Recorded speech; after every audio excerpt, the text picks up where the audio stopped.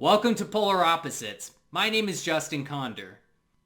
The American way has always been when we see people who are not getting the freedom that they deserve, we fight tooth and nail until they get that freedom that they need. We've done this in the past with the Civil War. We freed the slaves. We gave blacks the rights to citizenship and the rights to vote. We've done this for women and women's suffrage. When they didn't have the right to vote, we granted it to them. We're doing it today with the LGBTQ plus community. They don't have as many freedoms and rights as straight people. We are going to make sure that they get it. That's just the American way. We've continued to do this throughout our history. It's something that many others consider heroic or great, but we just call it American here. It all stems from our beginning when our founding fathers were being taxed without their consent. Taxation without representation. So what did we do? We took up arms.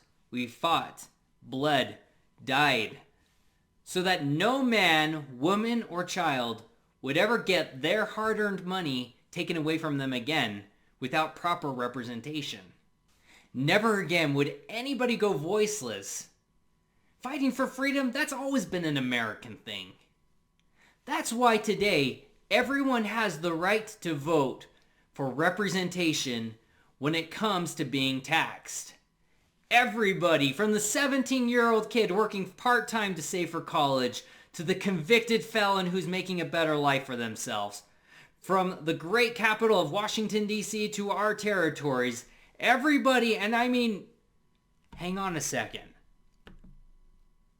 None of the people that I just mentioned get to vote for representation in Congress? Let's explore that for a second.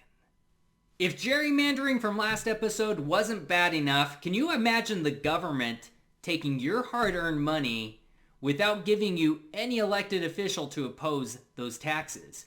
Now, if you haven't checked out the episode on gerrymandering, I would invite you to do that after viewing this episode. Taxation without representation is not just something that is excluded to the British rule over the colonists in the 1700s. No, it's ironic, sad, and true. We do that here in the United States today. Did you know we actually tax more people here in the United States today than the British did to us? July 1776, there were 2.5 million people living in the 13 colonies. We have 4 million people alone living in the territories of the United States. Not to mention the 700,000 residents that live in Washington, D.C. There are also over 1 million working teenagers who are ineligible to vote. And we have 4.6 million convicted felons, which depending on the state, are not allowed to vote. Also, depending on which state you're from, intellectually disabled people are excluded from voting, which keeps millions more out of the process. Am I missing any groups that are excluded from voting? Leave a comment below if you can think of any groups that I left out. Not only are we taxing more people without their consent today than we were back then, but we are taxing them at a much higher rate. If you were a colonist living in the 1700s, you could expect to pay somewhere between 5 to 7% of your total annual earnings towards taxes. Today, in America, depending on which tax bracket you're in, you're going to pay somewhere between 10 to 37%. And that's just federal taxes. We have not even included any state tax in that. Even if you're in the lowest tax bracket in the United States today, you are paying more taxes than the most taxed colonists. Are high taxes really the issue, though? The issue isn't about how much people are being taxed. In this case, it's about having a fair voice in the process. If you have skin in the game, you get to have a say. If everybody in society can agree to pay high taxes to support government projects, that's okay. But everybody being taxed should have a voice. That's what the colonists were upset about. As a matter of fact, the colonists were actually paying a lot less in taxes than the people in the United Kingdom. It was all about how the British were taxing them. For example, The British made the unfortunate mistake of passing the Tea Act. The Tea Act was created to stop tea from being illegally smuggled into the United States. But it significantly increased the cost of tea and made the colonists very upset. It's what led to the Boston Tea Party. Another tax that the colonists were very upset about, the Stamp Act. The act that would tax paper goods in the United States. Think about all the people that this would affect. Lawyers who have to use lots of paper, newspapers, people in the Navy who like to play cards. A lot of people you do not want to upset. The reason that these acts were so controversial to the colonists is because they had no say in them being passed. That's why they rose up and they fought the Revolutionary War. It wasn't because of the high taxes. It was based completely on misrepresentation. Anyone who pays taxes in the United States should have the right to vote for someone to represent them in Congress. If we're not going to give them the right to vote for somebody, then we should not be taxing them. Period. Now, all of this makes sense, but some of you are probably wondering, well, what can be done about this? How can we fix this issue? It depends on which demographic we're looking at, so why don't we just start with our nation's capital? One clear solution to help Washington, D.C. receive representation would be to make it a state, and there have been rumblings about making Washington, D.C. a state. As a matter of fact, they have voted, and 86% of residents in the District of Columbia have decided that they would like to become their own state. The bill has passed the House, and now it is in the Senate, where they have refused to bring it to the Senate floor. Essentially, our 100 U.S. senators are holding this bill hostage, and in the meantime, giving no voice to 700,000 residents living in Washington, D.C. Making Washington, D.C. a state would be a clear path forward in helping them receive representation. But what about some of the other territories in our country? For example, Puerto Rico, there have been talks on and off about making them a state. But in the end, they have chosen not to become a state. There still needs to be accountability where we can give these people representation. If you ask me, you've heard it before and I will say it again, proportional representation. We don't need to have boundaries for people to vote in that kind of system. If we have proportional representation, we can easily incorporate these territories into that process. Now let's shift our focus to another unrepresented group of people. Teenagers. Teenagers who are working their hardest but are not old enough to vote. What should we do about that?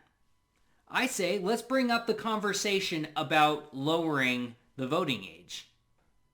Now, to make it clear, it's not about whether they are politically knowledgeable or not.